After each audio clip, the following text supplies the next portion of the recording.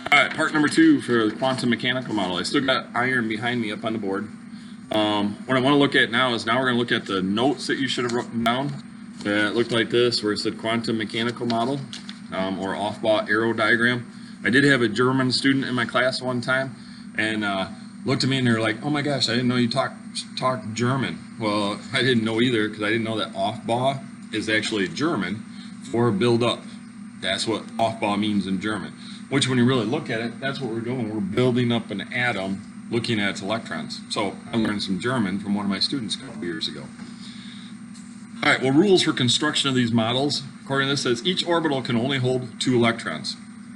Hold on, I just lost my right.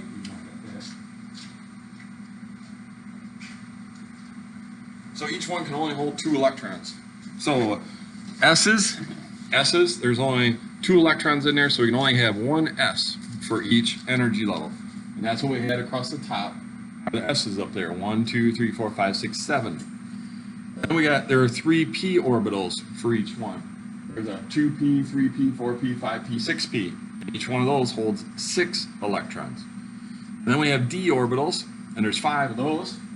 And there's 1, 2, 3, 4, 5, and there's 3d, 4d, 5d. And then the f orbitals way down here, those will hold 14, or there are 7 of them. So there's 1, 2, 3, 4, 5, 6, 7. Each one holds 2 electrons, which makes it 14. Again, it's still that 2, 6, 10, 14, like we did in class. Now the second one there says the electrons have to spin in opposite directions. They don't do this, right, going in the same direction. Instead, they do this, and they go in opposite directions. If you notice, instead of twiddling my fingers where meaning they go same, they're actually going in opposite directions. You can practice at home, see if you can get that down. Number 3, when you fill these, you always put 1 electron in the box first. Like we showed in the notes, you go 1, 1, 1, then you go second one, second one, second one. Right? So, and in a second, I'll explain to you why that is, because that goes along with this next piece, which is the orbital shapes and the way in which these things are shaped. An s orbital looks like this.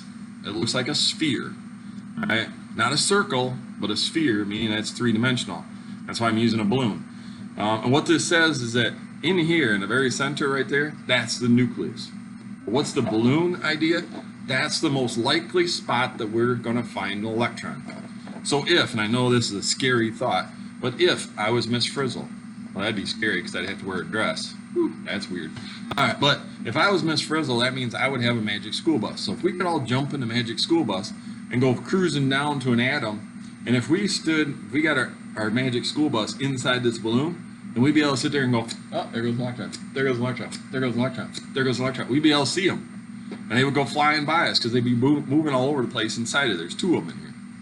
But if we were sitting here, way outside the balloon, then we'd sit there and look around in the magic school bus and we wouldn't see nothing, right?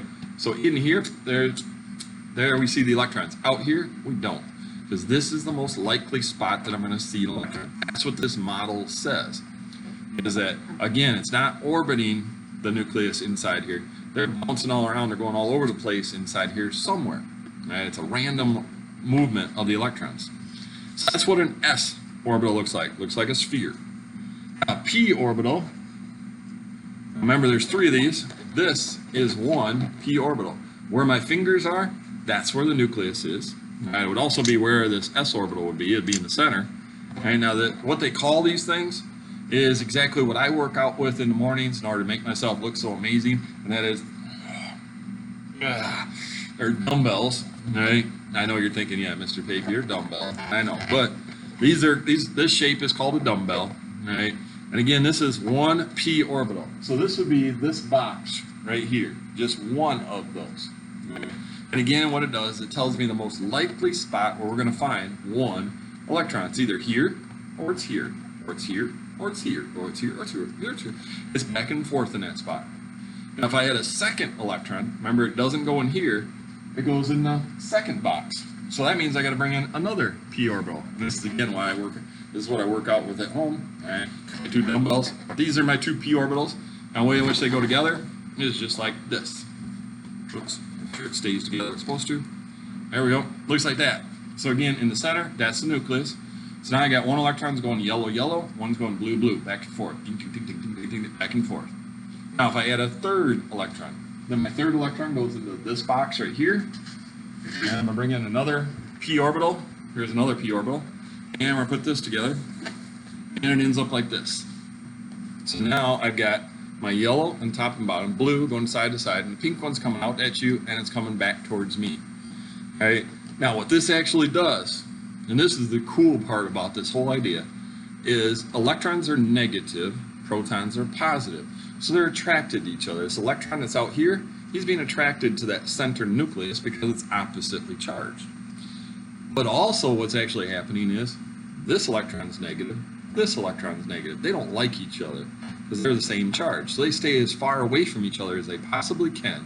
But they're trying to stay as close to that nucleus as they possibly can. All right, so I'll say that one more time. They are trying to stay as far away from each other as they possibly can, but as close to the nucleus as they possibly can.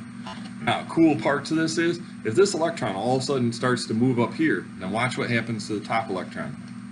He all of a sudden moves over. This guy decides to move up, he moves over. Right? Now, what if the pink one decides to move to the top? Well, then this one goes this way, and the yellow one moves down. All right, does the same idea, and they keep doing that. And then this one goes up, and they'll keep doing this. And it keeps this shape all the time, no matter what, because they're always trying to stay away from each other. They're being attracted towards that center nucleus. Now again, remember what this shape is? It's the most likely spot where we're going to find electrons. That's what this shape really is. Okay? Now, all that you have to, well, let me back up for a second. I'm going to say this s orbital. I've never been able to get this to work, but the s orbital goes in the center. You got to stick that way down in the center. That's where the s orbital would be.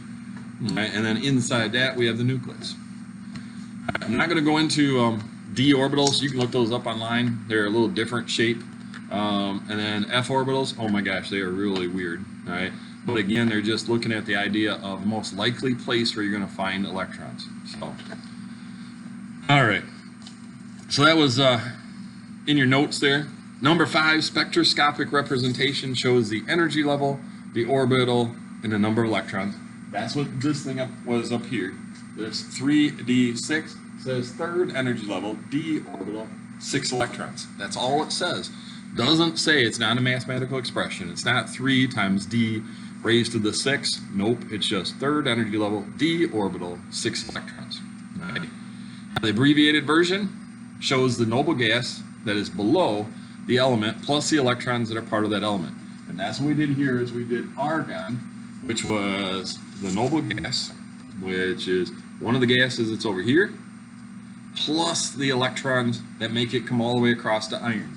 So argon, that represented 18 electrons.